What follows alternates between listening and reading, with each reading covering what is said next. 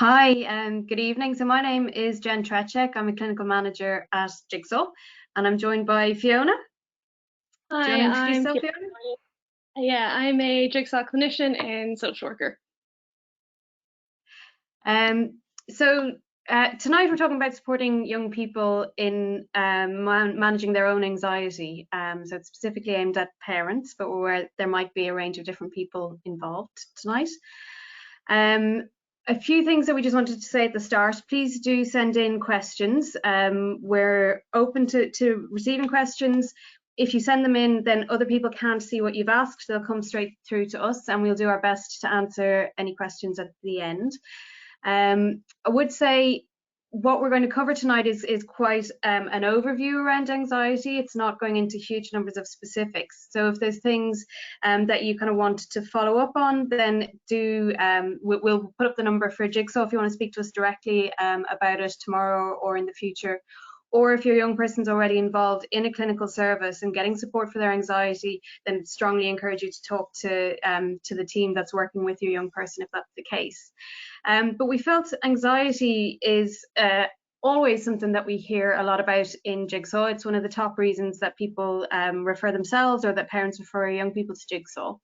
And particularly in the moment, in response to Covid-19, we've heard a number of different stories, I suppose, about what's going on in terms of young people's anxiety. So certainly for some young people, their anxiety has increased. There's a lot of worrying news, there's a lot of uncertainty for a variety of different reasons, and that has had an impact on some young people around their anxiety. We've also heard the opposite, that for some young people who may be experienced anxiety, particularly in relation to things like school or around social sides of things, going out socially, that the current situation when they're in lockdown and they're at home has actually led to a decrease in their anxiety, and they're not feeling as anxious as they had been, which is great. But we're aware that we're now facing into a kind of a shift in the whole lockdown situation, and young people will potentially be going out and facing some of the challenging situations or the things that create anxiety for them again. So it's looking at how do we support young people to mind themselves and to manage their anxiety, either in the current situation in lockdown or heading into situations that might be a little bit challenging. So what we wanted to cover tonight was just an understanding around anxiety and what it is, where it comes from, the response, the anxiety response that young people might be experiencing. We wanted to talk a little bit about cycles of anxiety and what can perpetuate that or keep people feeling anxious in an anxious state, and look at some practical skills that you could talk to young people about, perhaps practice yourself or practice with your young people. And kind of linked to that is very much support for parents, because we know that when parents are in a good space, they're in a better space to be able to support their young people. So we will touch on that at the end as well. Does that cover what we're hoping to plan? Is it hoping to cover tonight? Yeah. That sounds good. Okay. Yeah, so I guess I'll kick off by just kind of giving an overview of what anxiety is to kind of help everybody here understand what we mean when we talk about anxiety. So I think sometimes when talking about mental health and particularly anxiety, we can kind of focus on signs or symptoms, but using those terms can make it sound more like a medical condition compared to something that everybody experiences at different times and a feeling that's actually there for a reason. So a good question is, why do we have anxiety and where does it come from? Really, anxiety comes from way back when we were cavemen, and it really served a purpose in keeping us safe. So when we encountered a threat, if you can imagine a big lion or something like that, an alarm bell would go off in their head at that point to prompt a reaction, letting them know that there's a threat and that they're unsafe. This alarm bell causes the brain to kind of divert energy away from the thinking, rational part of the brain. And I think we can all relate to that. When we're in a room with somebody who's quite anxious, we might be giving them lovely, great logical points about how everything's going to be okay, but it's just not landing. And that's actually not because they're not listening or they're not taking your advice. It's because their brain actually isn't allowing them to pay attention to what it is that you're saying. Energy is also diverted from the stomach, which is kind of sometimes why we feel butterflies, and the heart rate also goes up. It starts to pump blood into our limbs to help us to prepare for action. So the caveman then decides he can either fight the lion, he can run away, or he can do nothing and pretend that he's dead. And this is what we call the fight, flight, or freeze response, and it's something that we all have. I guess the thing now is that there's no more lions, but our brain really hasn't evolved to know that. So we're kind of geared to keep us safe, and our brain is programmed to protect us and prevent us from making the same mistakes again. So when we begin to feel threatened, even though, there might not be that lion there, but any feeling around being unsafe, unsure, out of our comfort zone, or anything like that, our brain kind of reverts back to this fight, flight, or freeze response. And it's kind of, you can imagine maybe like a fire alarm going off without a fire. So anxiety really is a sign that something needs our attention. And it's something that we all feel, and it's something that we can all experience and that we all do have. It's also protective. It lets us know that there may be a danger, that there's something that's risky. It can also be a really positive thing. Sometimes feeling anxious before an exam or a driving test can really help motivate us to study when we don't feel like it, or to really practice at times. But there are times as well that anxiety can become overwhelming, and it can really interfere with our daily lives. I think particularly for young people, it's important to recognize that the feelings of anxiety are really real, regardless of how threatening the situation might actually seem. So new or challenging situations are a really common thing that we would see in Jigsaw in terms of something that causes anxiety around transitions or changes. But I think, what's going on at the moment in relation to COVID and quarantine is a natural thing that it's going to make us all feel anxious, but particularly young people. So in kind of talking a bit about that fight, flight, or freeze response, we can move on to chat a bit about what we call the stress response. So we know that this kind of impacts the whole body, and it's something that we can experience. It can be physically, it can be emotionally, cognitive, and it can affect how we behave. So one of the ways to help identify if a young person is experiencing anxiety, or if maybe they're going through the stress response, is by noticing how they talk about what they feel in their body. Some examples that we've heard is commenting that maybe their heart is beating really fast, they can hear it in their ears, it's almost like it's ringing. They might describe feeling sick, stomach aches or nausea or butterflies. They might also notice their breathing has changed, so it can either become a lot faster or become a lot more shallow and kind of harder to catch their breath. Or they may describe feeling tense. So this could be pains in their shoulders or their neck, or it could be headaches. And I guess what's important to remember with this is that the stress response is individual in nature. It's not every young person will experience the same thing, but as a parent, being able to pay attention to those descriptions, maybe thinking about what situation a young person is in when they start to feel that way, can be a helpful way to unpack what the anxiety is about. And again, it's not always a bad thing. If we compare to when you think about how it could give that caveman the energy to run away from the lion, for a young person, it can kind of give them the boost to maybe tackle that homework assignment or try something new that they haven't before.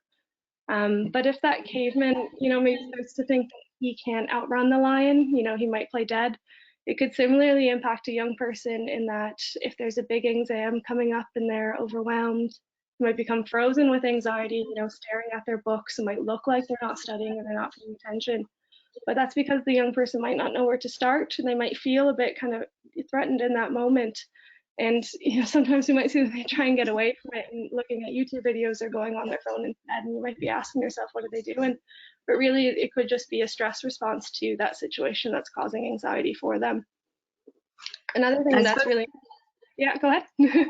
I suppose just building on what you're saying there, Fiona, with anxiety, we'll often get young people saying they want us to stop the anxiety, or they don't want to have anxiety. But as you said, it can be helpful. So we'd always say it isn't about taking the anxiety away, it's about learning how to manage it so it doesn't kind of take over our lives and stop us from doing the things we need to do. So it is about anxiety management, not anxiety getting rid of it. Yeah, definitely. I guess it's really important to understand when we're feeling anxious, and by looking at kind of all the different ways that it can impact us, it can help us then to learn how to manage it in those situations, because the experiences that we're feeling aren't necessarily negative ones. They're supposed to be helping us, but it's just how to control that or to make it work to our advantage, regardless of what's going on for us. I think another thing with young people that we would commonly hear or commonly be described by parents as well is that they don't really know what's going on for them.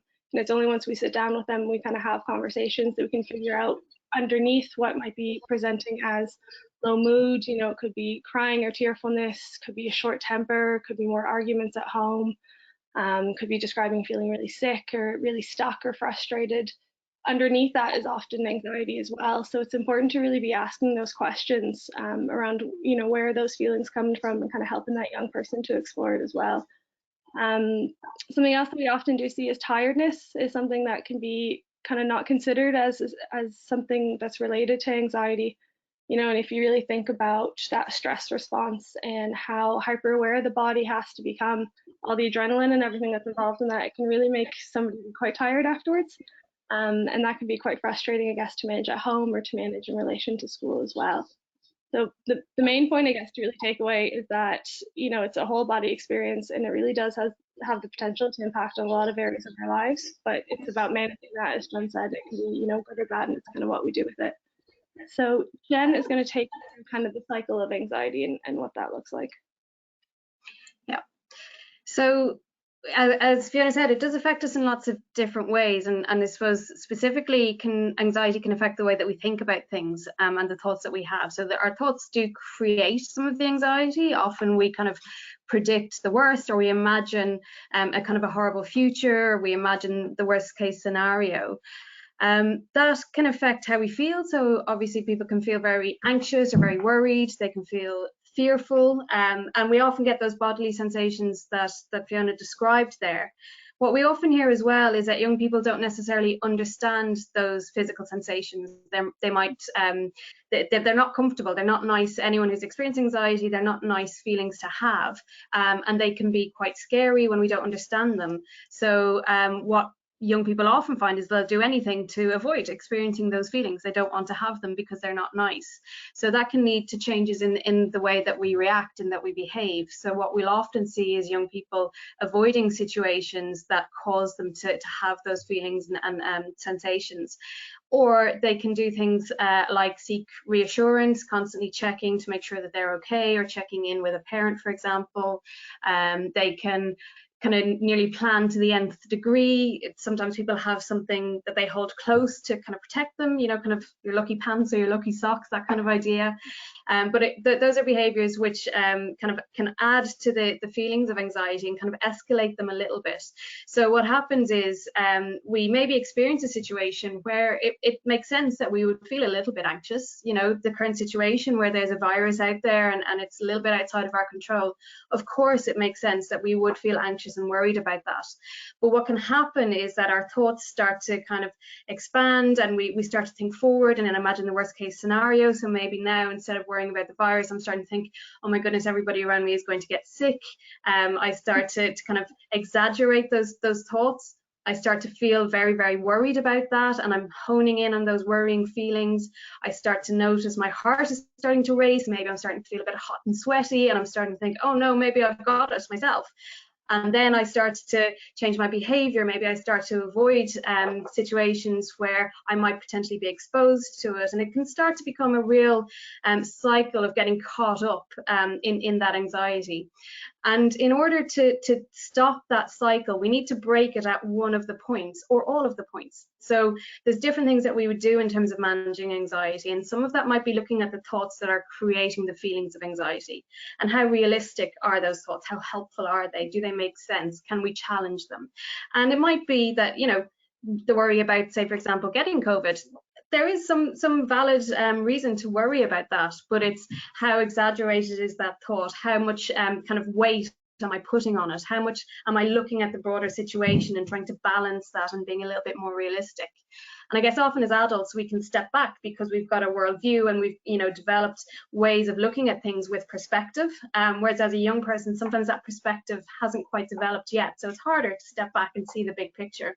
So looking at the thoughts that are creating the anxiety and perhaps challenging those or trying to change them is one thing. Looking at the physical sensations that we experience is something that we can do to break the chain as well. So we'll talk a little bit in a while about how to try and relax back down some of that adrenaline response and that anxiety response. It's a little bit like a light bulb. When you turn on the anxiety response, you switch off your relaxation response. And if you can do the opposite, if you can switch on relaxation, it can switch off some of the anxiety response that we might have. The other way that we can break the chain is the behavior side. So looking at how do we stop responding in the way that's unhelpful to us, whether that's avoidance or whether that's checking and reassurance or whatever it is. How do we gradually stop that behavior? And we'll talk about that a little bit more as well. And by focusing on one of those areas or all three of those areas, that can help to reduce some of the feelings of anxiety. Certainly not necessarily take them away, but trying to manage them and keep them in check and in control, so they're not affecting our lives. I think with the cycle as well, and kind of looking at those different areas that connects, or different areas that we can kind of stop that chain, it's important to have that conversation with your young person specifically to see what works for them. You know, there might be one young person who notices when their foot is tapping or when they can't sit still that, okay, they're starting to feel anxious. Or there might be another young person who's able to identify, oh no, when I realize I'm wearing my lucky pants, 4 out of 5 days, then there's something else that's going on for them at that point as well. So just to be able to kind of keep that visual in your head, but look in to see what it is that lands for your young person as well, because it is so individual. Absolutely. So it comes back to, it can be helpful to understand the role of anxiety, why we have it, for a young person to understand where it's coming from, and the fact that it often more than likely makes sense. It's an understandable reaction. But when it becomes a problem, it's often a combination of things. Things build up, and it could start as one thing. I don't know, a teacher asks me to read in school, and I start to worry about looking silly, and so maybe I don't do that. I make an excuse not to read that time. But then maybe I start to worry that I might be asked to read in school, and I start to maybe avoid then going into class because I'm worried that might happen, and it kind of escalates. And what happens when we avoid situations that create the feelings of anxiety is that we begin to believe that we're not able to cope with those feelings. In reality, we know that the sensations linked to anxiety tend to dissipate after about 20 minutes or so. It's hard to be in that sustained tense state, that it does start to go down. But if I remove myself from a situation that creates the feelings of anxiety, I never actually learn that I can cope with that, and it will go down naturally, or with a little bit of practice. So I start to lose confidence in my ability to cope and my ability to manage anxiety in particular situations. In particular, my often self-esteem starts to drop, and I start to not believe in my capacity to do the tasks that I need to do. So for a young person, often they'll feel, I'm not able to do this, I can't cope, I can't do it anymore, and I completely avoid the situation. So what that looks like is a little bit like this. I experience anxiety in a situation. Often the first time I experience it, it makes sense, it's understandable, but I avoid situation, and the more I avoid it, although I have an immediate relief from the anxiety, I don't feel it anymore, it feels a little bit better, I believe I can't cope in that situation, and the anxiety starts to build and starts to grow because I feel that I can't cope with it anymore. Mm-hmm. So one of the things that Fiona's going to talk about a little bit is trying to stop that particular cycle. Yeah, so I think as much as these cycles kind of play an important role in terms of maintaining anxiety, we also have power as individuals and as yourselves as parents to kind of flip that and to make it more of a positive cycle in terms of overcoming the anxiety. So in Jigsaw, we do often get a lot of questions from parents around finding that balance between how much to reassure their young person, around their anxiety, around their fears or their worries, or how much to push them into those situations as well. And I guess a way to flip that negative cycle of anxiety is by supporting them to kind of gradually approach and to participate in those situations that do make them feel anxious or stressed. As Jen mentioned, avoiding them only really makes the anxiety grow bigger, and it allows it to have a lot more control over their lives. By avoiding situations completely, that could be actually really positive for them. So managing anxiety is often about practicing kind of different ways to take back that power and control, and looking at what it is that we can control in that situation to help us get through it. So really think about your young person that you definitely know best, because for some parents it might be encouraging them to tackle that worry head on, or for some problems it might be easier just to kind of bite the bullet, to jump in with the deep end and kind of get it over with. But I guess for a lot of young people, and depending on the situation as well, taking it step by step can be a preferred way to do it. In Jigsaw, we would call this graded exposure. And you can support your young person to start with situations that might be easier for them to handle, and then kind of work their way up to what would be more challenging tasks for them. I guess a common example that kind of Jen mentioned as well was, reading out loud in class. So a simple example of something that you guys could do at home would be to encourage them to, become familiar with what it is that they're reading. They might want to practice it out loud a few times alone in their room. They might want to practice with you if there's other members of the family to get involved, to kind of expand that audience, just to get them more familiar. And they're building themselves up, and slowly they should notice that by allowing that confidence to grow up or to build up and to use their coping skills, they can get used to that situation, and they can see that their anxiety actually goes down. And the more and more that they do it, the less and less the anxiety should be there. So particularly by kind of repeating these tasks in different ways or with different situations, it should allow the young person to be able to manage their anxiety in a way that doesn't seem so overwhelming. It doesn't have so much control over them, and also give them that kind of self-esteem boost that sometimes anxiety can take away, that they are able to cope with these situations. They do have skills, resources, strengths, supports around them that they're able to manage. And ultimately, really, that can kind of help with their confidence and with their resilience, and then they'd be able to take on new tasks and kind of let that bleed into different areas of their lives as well. So Jen, yeah, we'll jump on that.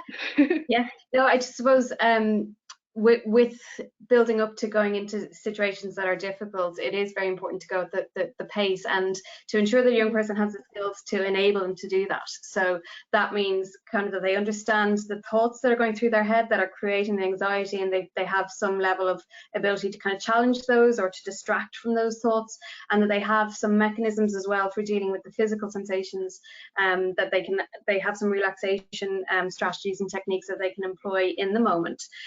So we're going to talk about those a little bit as well. And I'm really aware that we're kind of doing a whistle-stop tour of all of this. This isn't, this is to help kind of build a framework of understanding the anxiety and some of the things that we can do with it and that you can do as parents. But, if somebody has long-standing anxiety or it's been going on for quite a long time, it would be helpful maybe to get some support with doing this as well, or there's lots of self-help and support out there. So just in terms of specifics as a parent for if you have a young person with anxiety, and we talk about these kind of points in relation to all mental health challenges that young people might be experiencing, but first of all, kind of listening to what's going on for them. So really listening. I guess as a parent, often our temptation is to jump in and to fix it and to make things okay, and that's absolutely understandable, that we don't want to see our young person in distress or in pain. But if we jump in too quickly, it kind of makes it gives the signal to the young person that they shouldn't have those feelings, or that they should feel guilty about having those feelings. So first of all, just to listen and just to acknowledge, you're experiencing this, and that's okay. I hear that you're experiencing anxiety. I understand that. Tell me what that's like for you. How does it feel? And really get a good sense of where is that coming from? What is that experience for that young person? And acknowledging those feelings. I think, again, we can be very quick to say, oh, sure, don't worry, it's fine. You don't need to worry about that. And again, that kind of minimizes the feelings. Like as adults, we can take a step back and we can know that, of course, this isn't something to worry about.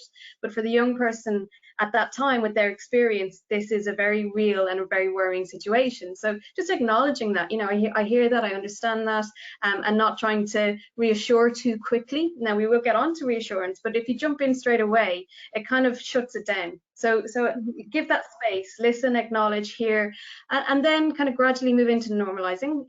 Of course, you're going to experience anxiety in this situation. If you've had a situation before where you've maybe been mocked or bullied, and you're worried about heading into that situation, of course that makes sense. It's understandable, and just normalizing that these feelings of anxiety don't come from nowhere. They don't just suddenly appear, although it can feel like that for the young person at time. There is a basis there for why they've come about. So just acknowledging that, normalizing it, it's understandable, it makes sense. And then be guided by them. So listen out, is this something that they just want to let you know about, and they're not ready to hear how we can manage it? or are they asking for a little bit of help? Are they wanting to know, well, what can you do? What can you show me? How can you help me with it? And don't be afraid to ask that. You know, what is it that you want? Do you just want me to listen? Or would you like to look at what we can do together about this? Would you like us to go and talk to somebody about this? Be guided by them.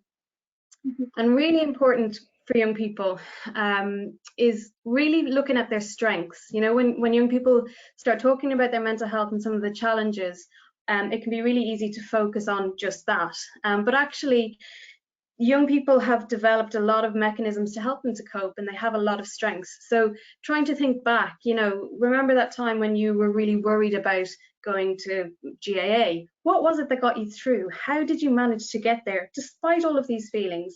What helped you to move forward and to do that?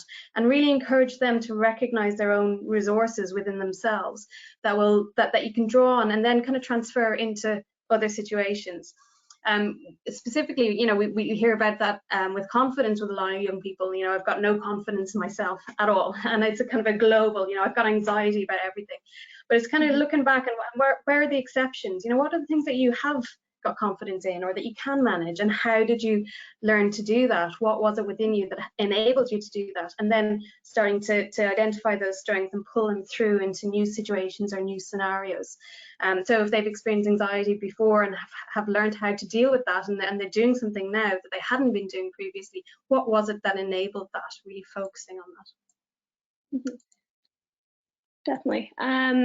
So we have two kind of practical skills that we were hoping to share with you guys that we found particularly helpful. They're both ones that you can use yourself. They're ones that are easy to teach young people, and there's ones that, you know, we've gotten feedback from the young people that they work quite well. So I guess one of the most really readily available kind of coping skill to use is ones around breathing exercises, and they're particularly relevant for anxiety because of, you know, how we talk about how big the physical sensations can come for that experience, and how powerful the breathing is in terms of relaxing the body and calming, you know, that system down in those moments of anxiety or panic. So the first one is the 4-4-4 breathing technique. And it's kind of quite easy to remember in itself. So it works really by breathing in for 4 seconds, so counting in your head 1, 2, 3, 4 as you breathe in, holding it for another 4 seconds, and then blowing out for another 4 seconds. By repeating this 4 times is kind of the key to it, because it gives the body and the brain enough time to recognize the anxiety, maybe even realize a little bit about where it's coming from.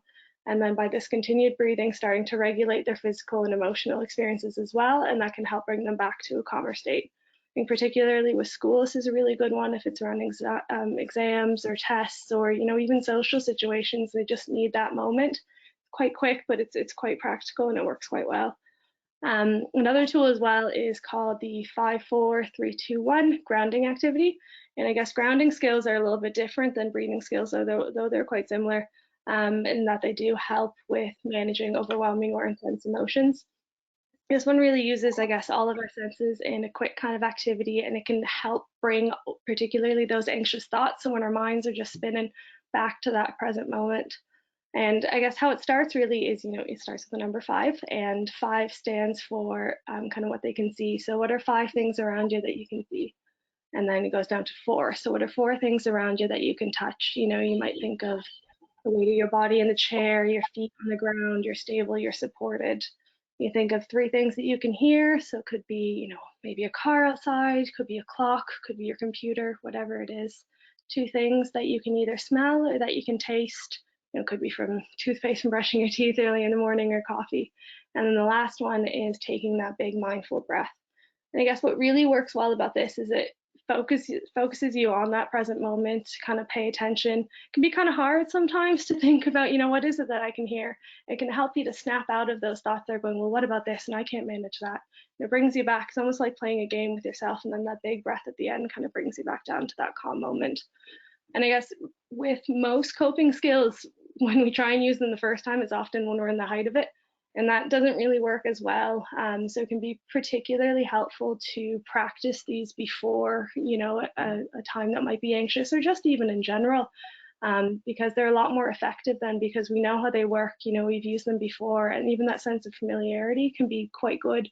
So, you know, using these in kind of day to day, and then particularly then in those moments as well, you kind of have them in your toolkit.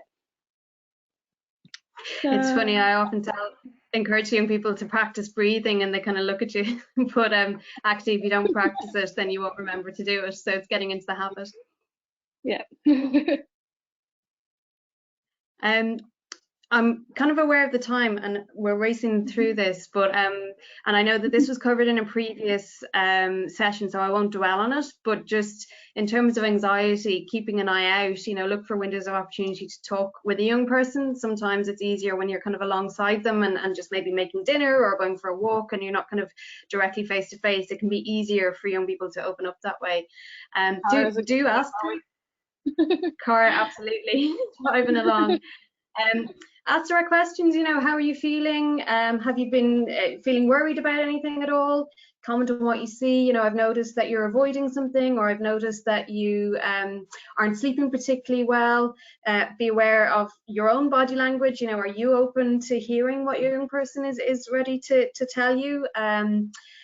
Ask how you can be of help. You know, don't assume and don't jump straight in, and encourage them, you know, to if they can't talk to you, maybe they'd like to talk to somebody else, or would you like us to look together at options for support? So, you know, just to encourage that. And just very briefly before we come on to some questions. Yeah, so although we'll be talking about it briefly, it is hugely important, I guess, the idea of self-care and self-compassion for yourselves as parents. It's no joke that it's the hardest job out there, and I think particularly right now with the intensity of everything, you know, it really just shines a spotlight on all the hard work that goes into it. There's kind of two levels to this, I guess, in terms of managing anxiety. It's important to be aware of your own anxiety and what that feels like for you. So just paying attention, you know, fight, flight, or freeze. What do you identify with most? How do you cope? You know, what one is more helpful for another for you? And then as well, you know, taking that time for that self-care and that self-compassion. So giving yourself a break, taking time, doing something for yourselves. And we do hear all the time, and we do know, you know, the more that we're kind of minding ourselves, the more we're better able to mind other people. Connecting with others as well. So if there's other parents in your network, or I know probably most things are online at the moment, but that might make it easier to kind of connect with the new community and kind of share some of your experiences and learn from theirs as well. And then of course, you know, your physical health. So exercise, sleep, and diet, significant role in terms of your own well-being, and it could be a really good role model as well for those young people that are around you. I think that role modeling is so important. Mm-hmm. Absolutely. And then we'll fly through to the Jigsaw supports. Do you want to go through those, Jen? Those are yours. Yeah, absolutely. I suppose just to flag Jigsaw Online, we have got different chats for young people if they want to talk to other young people who might be experiencing similar challenges. There's lots of information on there. Specifically for the moment for COVID-19, we've launched 1-800-JIGSAW, which is a helpline where you can speak directly to a clinician. It's Monday to Friday, 1 till 5. Really importantly, that's available for parents as well. So if you're worrying or wondering about your young person and things that you know, you have a question that you'd like to speak directly and have a chat with a clinician about, then just give us a call, or you can text with a time that would suit to call, or you can email help@jigsaw.ie and one of our clinicians will respond directly to you. So, you know, take what's useful from this session tonight, but if you have any specific questions, obviously type them in now and we'll come to them. But if you're left with question marks and you just want to have a chat with a clinician about it, then please do give us a call, and we're more than happy to speak to parents at any stage about what might be going on. And even if it's just a I'm not quite sure, but often they're the best questions, and the earlier that we can support young people, the better. I'll put that back up in a second. I just wanted to flag, we work in conjunction, we do a lot of research at Jigsaw, and we work in conjunction with universities, and our research team is supporting this particular study, which is looking for research participants. So it's particularly looking for fathers who would be willing to engage in a short interview about their experience of help seeking for their adolescents. So if you're interested, there's some contact details on the screen there, and there is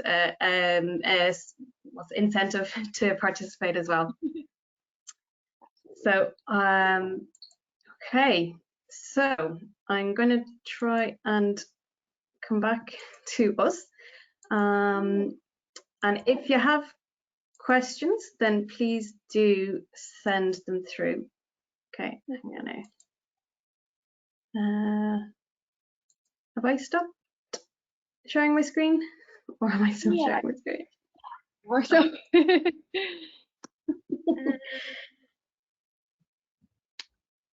Here, I can see two of them here. So one of them that's come in, and again, feel free to kind of send them in as we're answering, and they are anonymous. Nobody else can kind of see your name or any detail around that. So one of the questions here is in relation to a girl who's in 6th class, and she isn't going to be going back to school to finish, which is understandably so difficult with everything that's going on. So she's going to be starting secondary school, and they're looking for kind of advice on how to help in terms of, I guess, supporting that transition. Listening and kind of empathy is one of the main things they identified using. Yeah. I mean, I think there's a lot of loss at the moment for young people in terms of any transition, moving from primary to secondary, finishing that, even around exams, young people not getting their results night out or their debs and that kind of thing. And again, I think for a lot of parents, our instinct is to protect young people from that and to shield them from it, shield them from that loss. But if we try and do that too quickly, they don't process that loss and experience it. So I think it's really important to acknowledge this is a really tough situation. It is really unfair. It is really, sad that you're not going to get the things that you would have expected, your final kind of trips from school. And just to allow that and to acknowledge that and to hear it, that, in a lot of cases, that's really, really tough. Before then starting to look at, well, what would you like to do about it? Is it something that you'd like to address, maybe to look at different ways to market? Is it something that you kind of want to get together as a class at a later date? But I suppose just not jumping into that too quickly. I think if we try and look for solutions too quickly, then it kind of pushes the feelings down and pushes them away and doesn't allow the young person to experience them, or to experience them without feeling bad or guilty that I shouldn't feel like this. And I think sometimes we can kind of compare as well, sure, it's not the end of the world, you still get to do X, Y, or Z. Sure, aren't we all lucky we're home and safe, and that's the main thing. And of course that makes sense and that's true, but if we jump to that too quickly again, it kind of brings in this feeling of I shouldn't feel this bad, I feel guilty because I'm feeling the way I'm feeling, which is kind of invalidating and not helpful. And then in terms of the transition into secondary, I suppose I'd be thinking about what concerns are there, if any. Some young people will be absolutely fine and they're not bothered at all, and it's maybe us as parents who are a little bit more anxious about it. But if the young person is worried, well, what are they worried about? Is there ways to try and address some of that in advance? I mean, we've got a number of months over the summer to start thinking about, building up. We talked about graded exposure, the idea of maybe going out and visiting the school grounds, if that's feasible. I don't know if it is. Starting to look at what are some of the concerns around, is it around, we talk with with 6th class, and often the big thing is, where's my locker and where do I go for lunch? So talking through some of those practical things, getting in touch with the school, that kind of thing, in advance, so that the unknowns become as known as possible. Mm-hmm. Yeah, I think kind of jumping in on exactly what Jen's saying, there is that time that needs to be given to process the grief, because it is really loss. It doesn't have to be death. It can be loss of, ideas, loss of relationships, loss of, that marking of transition. Particularly with grief and loss, we as humans, we do kind of like to mark that, or, there's a lot of ceremonies that don't get to happen. So when that young person's ready and if they're comfortable to do something that, they're kind of coming up with themselves to mark that, to acknowledge, the end of school and that big accomplishment that it is, because I think that's kind of getting swept under the rugs as well at the moment. So to give them space to really congratulate them for all the effort and for getting through that. And kind of second to what Jen was saying as well, in terms of planning and helping with that transition as well, I would wonder about the perspective that can be gained from all of this. I know it's a bit kind of optimistic thinking, but what are they looking forward to about secondary school? What's going to be good about this? What can't they wait for? Who are they going to meet when they're there? Do they know anyone else? And kind of holding on to, this will be over and what might that look like as well, to kind of hold them over that piece of transition as well.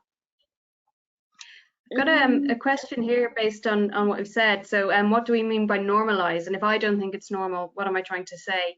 And I think that's a really good question. In terms of normalizing, I suppose, is maybe about showing that it's understandable, that it mightn't make sense to us as an adult, but we can understand if we put ourselves back into the shoes of maybe a young person, how something might be quite challenging for them. And I think if you can, and it's sometimes hard to get yourself in that mind frame, but if you can think back to when you were 12, what was going on for you, and what was happening for you, and some of the small things seemed huge. A challenge with a friend could seem really big. Not having somebody to eat your lunch with could seem huge. So I suppose that's what maybe we mean by normalize. Does that make sense? Yeah, I think as well, like with that, I think there can be situations that logically, we don't necessarily understand, but it's normalizing that feeling. It's I know what it's like to feel sad, or, everybody does have sadness, everybody does have anxiety, everybody does have, fear and concern. So it's connecting with that part versus it doesn't make sense that you're worried about this, but I can understand what that might feel like. So working kind of underneath what it is. Of course, if the fears are kind of, getting bigger and they're interrupting their life and they're making it more difficult to do different situations, then it is about kind of that graded exposure to that. But I think it's connecting with that feeling part first and just understanding what that's like before, the logic side comes into it. And there's kind of a sort of linked question. What if they don't know why they're anxious? And I guess we would often get that with young people, that it doesn't seem to have a rhyme or reason, and that can make it even more difficult for them to understand and to get on top of. And I would still say some of particularly the physical, the ways of dealing with the physical sensations are really important there, to kind of bring the attention back into the current moment. I think if we start chasing and looking for reasons, sometimes we start to find them. I start to feel a little bit anxious, so I start to look around to see, why am I feeling anxious? And of course, if I start looking for reasons to feel anxious, I'm going to find them. So sometimes it can be helpful just to take a step back and accept that anxiety is a feeling that will come. It's not necessarily harmful, and maybe accepting it a little bit and learning to deal with the physical side of it, and to kind of bring our focus back into the present moment can be useful. Does that make sense? Yeah, no, yeah, I think, it can be hard sometimes. There isn't really a reason there, sometimes it can be helpful, I guess, to kind of even just talk about those situations, can bring up stuff that maybe they didn't know what was there, if they remember maybe the last time that they were anxious. But it is right what Jen's saying, not focusing too much on it, not looking for a reason necessarily, but if there is a pattern that does come out, then that is equally as important to pay attention to. But really, I think just talking about what it is that's going on for them will help them connect with other people and help them share their own experiences to get just a better understanding of what that is. But I think a lot of what we were talking about with the basics of anxiety is it is around maybe being fearful, being in a situation that might be unknown, being in a situation where we might not have control. So kind of looking at those as a basic. It doesn't need to be a specific, but that can be kind of fundamental in terms of where it may come from. I'm just looking at some of the questions here. Any tips in relation to social anxiety? Yeah, and there's a few questions here, I guess, around social anxiety. Yeah, and particularly right now, without the social interaction, it's as Jen mentioned at the beginning, we're hearing from a lot of young people, they might actually be feeling less anxious because they're not in the situations that are anxiety provoking. But then there is that worry. Obviously, things are going to kind of open up and we're going to have to interact with other people. So how to cope with that, really? I guess, Jen, what's your experience of that? I mean, I think with social anxiety and being anxious in social situations, a lot of that is around the spotlight being on you and being embarrassed or ashamed of something, or messing up, and it's about other people's opinions quite often, and it can really escalate, quite quickly. We've got one or two bad experiences of being in a situation where people laugh at us or whatever, and we take that to heart, and we start to tell ourselves stories a little bit about ourselves and our capacity to deal with those kind of situations, and our capacity to cope in those situations. and avoidance can build up really, really quickly.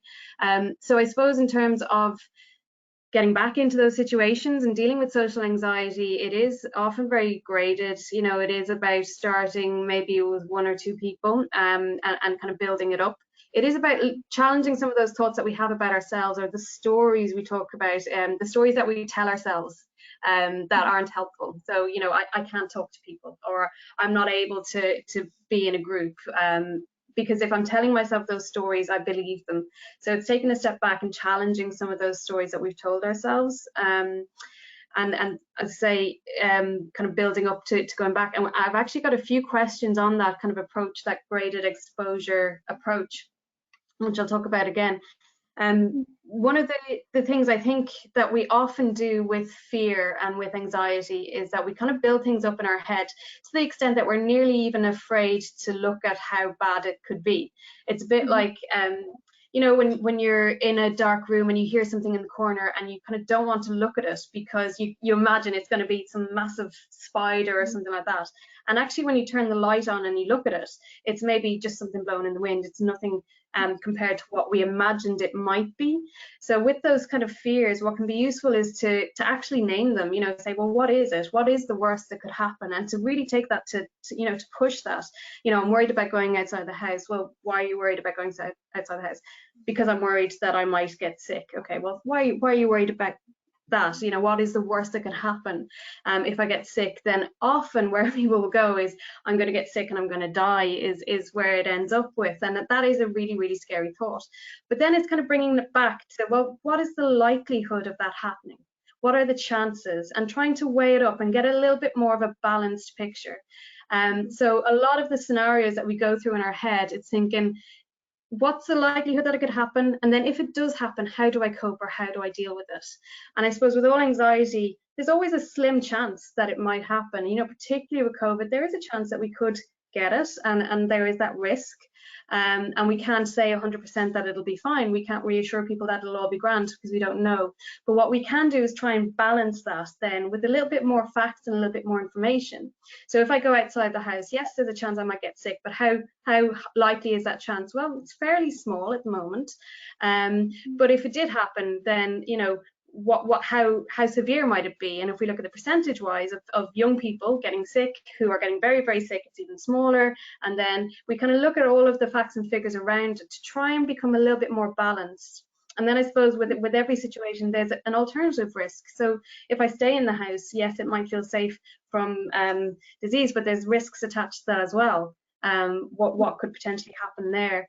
So it's trying to kind of challenge those fears in a way that, sorry, I've kind of rambled on a little bit and jumped from topic to topic, starting with social anxiety and ending up here. But it's really kind of shining a light on those fears and trying to understand them, trying to balance them, get a bit of perspective on them, and then make decisions around what risks am I willing and prepared to take when I've got the knowledge. Yeah. Does that make sense, Fiona? Yeah, no, I think with that is like, it's basically problem solving, I guess, really. You know, okay, so if this is the biggest fear, what is that worry? Okay, how will I deal with that if that's something that happens? And that's really definitely something as a parent that can be quite, you know, helpful, or, you know, quite a supportive thing for the young person. I guess if we bring it back around to even the social anxiety as well, and kind of that problem solving, role playing. I know it's a cringy kind of counselor thing to say, you know, imagine that person in a chair, but it doesn't need to be that way. It can be, okay, well, you know, you're worried about talking to them and you haven't seen them in a while and you don't know what you're going to say. Okay, well, what might you like to talk about? Okay, well, I want to talk about this movie that I saw. Okay, great. And what did you like about that movie? And maybe ask them what movies that they saw, and just kind of practicing those situations that are, you know, can be really provoking. They can bring up a lot of stuff for people, particularly if they haven't been in those situations in a while, but just getting them more comfortable. And that kind of ties in, I guess, with that idea around graded exposure. So getting used to those situations that do cause anxiety in a safe place, in a place where you feel able to manage. If it doesn't go well, you know, it's just you and your mom, or it's just you and your brother and sister, and that's okay. But then being able to deal with that feeling of anxiety that comes up, and, you know, it didn't go all right, but I was all right and I managed it and I got over it and I tried again. So yeah, I guess I think role playing or role modeling as well with that can help to increase confidence around that. Yeah. I think there's a question here around panic attacks, specifically panic attacks when doing exams in school, and I guess just a parent wanting support in terms of helping to cope around those. I guess it's kind of two things going on in my mind. There's panic attacks in itself, and then there's that kind of idea around exams and in school. There are loads of supports, I guess, available in school in terms of writing exams. It's a very common occurrence for young people to be anxious and to experience panic attacks in relation to exams and tests. Often I found, parents or, the young person themselves going to the guidance counselor or a trusted teacher who they get on well with can make a really, really big difference in terms of helping them, sitting at a particular spot in the class where they can have a look out the window if they need to take that moment, or being in a different room, taking them at different times. They raise their hand to go to the bathroom, having that teacher know what's going on for them. There's a lot of really practical steps that the school can support with themselves just around that exam period. But I think panic attacks are kind of something that we do commonly see as well. I guess we didn't really touch on them so much today, but they would be that really heightened experience of anxiety, when their breathing is going so fast and their heart is beating just, through their ears, and it's really, really hard to focus, to pay attention. Often people describe feeling like they're dying or they're going to have a heart attack as well, because it's just that elevated of an experience. And I think in dealing with panic attacks, it's really just about in the moment stuff. So, the 4-4-4 breathing, bringing that back down. As a parent, if you're with somebody when they're experiencing that, it's just being reassuring, you're safe, you're okay, this will pass, it won't hurt you, anxiety can't hurt you, you've gotten through this before, that you'll be there at the end, you can think and talk about it afterwards. But trying to logic, I guess, in that situation won't work. It's just kind of being available for that emotional side and kind of holding that safe, calm space for them to be able to relate to. But particularly breathing exercises. There's lots of great apps as well. Headspace, there's Mind Shift as well, that can be practiced kind of before. So when that does start to come up, often people will notice it, particularly if they've had a panic attack before, and the next one, they'll notice when it's about to start as well. So implementing those coping skills and making them a regular part, I guess, of, like going to the gym, a regular part of your routine, to help you kind of manage before it gets to that attack kind of phase, if that makes sense. Mind Shift. Yeah, no, I'd say Mind Shift is a brilliant app. It kind of talks about, it helps people to understand the thought processes that lead to anxiety, and helps them to find ways to challenge or to distract from those thought processes, as well as keeping a log of the physical sensations. And it's free on App Store and on Play Store. So it's one of the ones I'd strongly recommend. It's just really kind of straightforward language. It makes sense. Yeah, definitely. I'm just mindful of time here. 9 o'clock. I guess there are a few additional questions still coming in, which totally okay. Definitely do send in whatever questions. I just don't think that we'll have the time today, I guess, to get to all of them. Yeah. Sorry, go ahead. No, sorry. I guess what we can do is we'll still have them all. They'll still all be coming in, and we can kind of look at them and either, I guess, direct in terms of even Jigsaw Online. Quite simply, if you put, some of the keywords, I guess, from the questions into the search bar, like there's loads and loads of gorgeous articles written by clinicians. And with that balance of the education piece around, this is kind of, what anxiety is, this is what low mood is, and this is practical skills that I think would be really helpful just for everyone to have a look at for themselves. But we might look at kind of answering some of those questions that are still left, maybe on a more individual basis, just in terms of timing for us here today. Yeah, I'm not sure we're going to be able to get back to individuals, but we will try and address them online as much as we can. It looks like there's a lot of demand, so we might look at doing another webinar as well on this particular subject. And I would go back to 1-800-JIGSAW. Do ring and speak directly to a Jigsaw clinician about your concern, and they'll be able to kind of give you a very individualized personal response to try and help you with it. So really appreciate all the questions. It's obviously a topic that there's a lot of interest in, and there's a lot of people who know that their young people are struggling with anxiety. So hopefully there might be some things that have been useful. If there's anything we've said that you disagree with or you don't think applies or isn't useful for you, then please disregard it and leave it, and do give us a call. We'd be more than happy to talk to you about it. This webinar will be going up.